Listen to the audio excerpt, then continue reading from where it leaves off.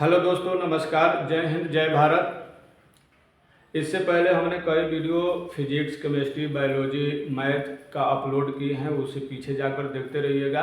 आज शुरू करते हैं भूगोल। और भूगोल में हम शुरू कर रहे हैं संसाधन क्या है। कोई पूछता है कि संसाधन क्या है, तो क्या उसको उत्तर देंगे कि प्रकृति में पाए जाने वाले वे सारे वस्तु या वे सारे पदार्थ जिसे मानव उपयोग करता है, उसी को संसाधन कहा जाता है। अब संसाधन के कितने भाग में बांटा गया है, तो संसाधन को मूलतः दो भाग में बांट दिया गया। एक प्राकृतिक संसाधन और दूसरा नंबर पर मानव निर्मित संसाधन। अब प्राकृतिक संसाधन क्या है कि प्रकृति ने जिसको जन्म दिया उसी को प्राकृतिक संसाधन कहते हैं। यानी अब सवाल ये उठता है, बहुत सारे बच्चे को समझ नहीं आता है प्रकृति क्या है। देखो, जिस तरह हिंदुओं में भगवान कहा जाता है, मुसलमानों में खुदा कहा जाता है, ईसाइयों में गॉड, वैज्ञानिकों ने भगवान, खुदा, ईश्वर को एक नया रूप दिया, प्रकृति यानी नेचर। तो प्रकृति ने जिसको जन्म दे दिया उसको प्राकृतिक संसाधन कहते हैं।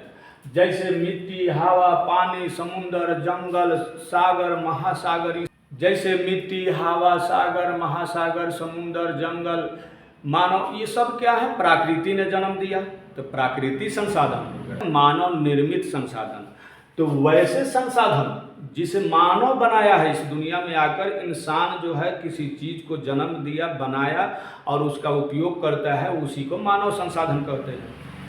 यानी मानव जिस चीज को बना दिया और उसका उपयोग करता है उसे मानव संसाधन यानी मानव निर्मित संसाधन कहते हैं। जैसे मानव सड़क बनाया, मकान बनाया, कार्यालय बनाया, हवाई अड्डा बनाया, पंखा बनाया, टेबल बनाया, ये पेन बनाया, ये सारे मानव ने बनाया, इसलिए इस सब संसाधन का उपयोग हम करते हैं, तो मानव निर्मित संसाधन हो गए। तो मानव संसाधन के जो होते हैं इसके प्रकार वगैरह ये सब भाग में नहीं बांटा गया है।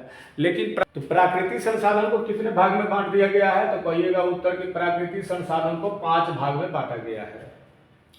तो पहले नंबर पर विकास एवं उपयोग के आधार पर इसमें 2 तरह के संसाधन आते हैं। वास्तविक संसाधन, संसाधन अपना जोड़ लीजिएगा, कलम कॉपी निकाल लीजिए और इसको नोट कीजिए कलम कॉपी में। और नए हैं तो सब्सक्राइब कीजिए, बेल आइकन दबाइए और कमेंट करें और दोस्तों में शेयर करें। तो आपने देखा, विकास एवं उपयोग के आधार पर वास्तविक संसाधन होता है और बी नंबर पर संभाव्य संसाधन। वास्तविक संसाधन जो जिसका मात्रा का खोज हुआ है और वर्तमान में इसका उपयोग भी किया जाता है।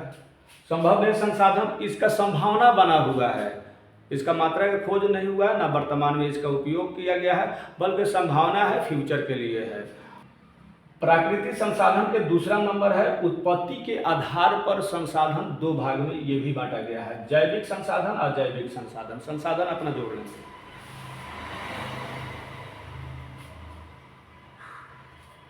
जैविक संसाधन होता है, जैविक संसाधन जिसमें जान हो, उसे जैविक संसाधन। जैसे चूहा, घोड़ा, हाथी, मनुष्य, बकरा, बकरी, बोका, गदहा, ये सब क्या है, जैविक संसाधन है। अजैविक संसाधन जिनमें प्राण नहीं हो, अजैविक संसाधन है। जैसे लोहा, पत्थर, बालू, सीमेंट, ये सब क्या है, ईंटा, पत्थर, बालू, सीमेंट, ये क्या है, अजैविक संसाधन है। तीसरे नंबर पर देखेंगे, उपलब्ध के आधार पर नवीकरणीय संसाधन होता है और नवीकरणीय संसाधन होता है। नवीकरणीय संसाधन वह संसाधन है जो कभी समाप्त नहीं होता है, स्वतः उत्पन्न होता रहता है, उसे नवीकरणीय संसाधन कहते हैं। जैसे सूरज के प्रकाश, हवा, जल, ये कभी खत्म हो ही नहीं सकता है।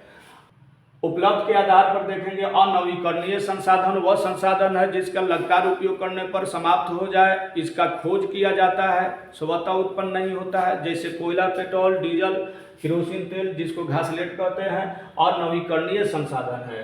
अब प्राकृतिक संसाधन के चौथा नंबर देखेंगे, वितरण के आधार पर। वितरण के आधार पर है ए नंबर पर सर्वत्र उपलब्ध संसाधन, वैसा संसाधन जो हर जगह उपलब्ध हो। सूरज का धूप हो गया, जल हो गया, हवा हो गया, ये हर जगह है, तो इसे नवीकरणीय संसाधन भी कह सकते हैं। स्थानिक संसाधन, वैसे संसाधन जो कहीं कहीं उपलब्ध होता है, जैसे कोयला, पेट्रोल, डीजल, ये हर जगह नहीं होते हैं। अब आते हैं प्राकृतिक संसाधन के पांचवा भाग, स्वामित्व के आधार पर, यानी मालिक के आधार पर संसाधन, प्राकृतिक संसाधन को कितने भाग में बांट दिया गया है। सवाल आता है तो उत्तर क्या देंगे, 3 भागों में बांटा गया है। निजी संसाधन, निजी संसाधन बोला जाता है वह संसाधन जिसका कोई एक आदमी मालिक होगा, जैसे स्कूल हो गया, कोचिंग हो गया, कोई खेत हो गया, ये सब क्या हो गए, निजी संसाधन होगा, कोई एक मालिक होगा।